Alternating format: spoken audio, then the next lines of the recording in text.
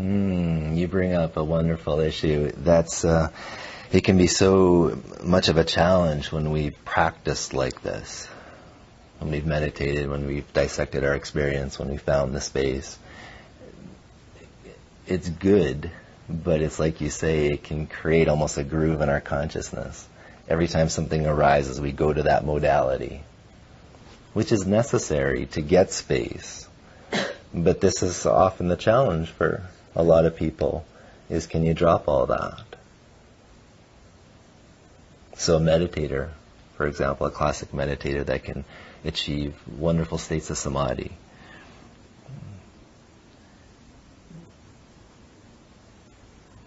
space is too simple. It's not juicy enough. Likewise, someone that's inquired, that's dissected their experience, gotten good at it. It's like you say, can you just look back? Can you just look back? Can you just look back? And part of the difficulty is because when we're practicing a technique or dissecting our experience, it's in the realm of the known, we could say. But when we look back, we're stepping into the unknown and the unknowable. And that's the trick, is because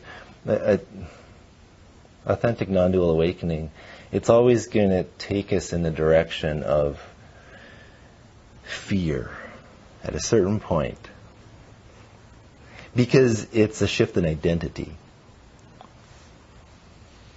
And so when we look back, what's the mechanic of that is when we look back, we are that already. But we're that, we could say, with 1,000 arms sort of linked into experience, still identified and hooked in. But when we look back, every time we look back, it's like a little bit more gets disidentified. A little bit more gets disidentified. And it can happen kind of in a slow, gradual process. But every once in a while, what tends to happen is when we look back, all of a sudden it hits us like a shock wave. Because it's just like, a massive disidentification. And boom.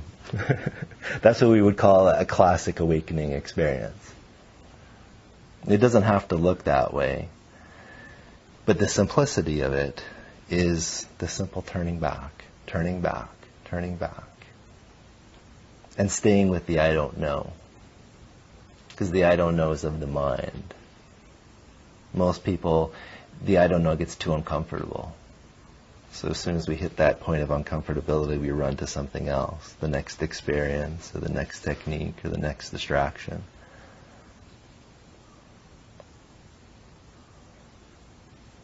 But I certainly invite you to keep looking there.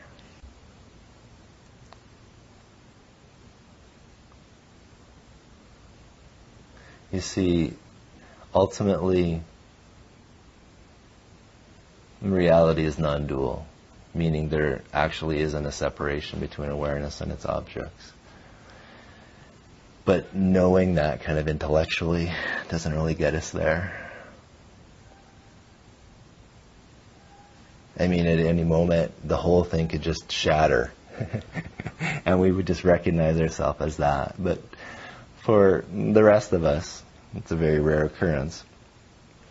We need to separate awareness from its objects. And then eventually, the more we rest there, it's as if it kind of reconnects with the objects.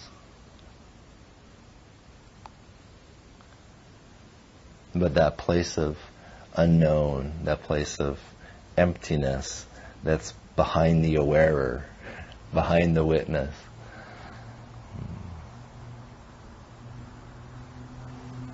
that's a very potent place to look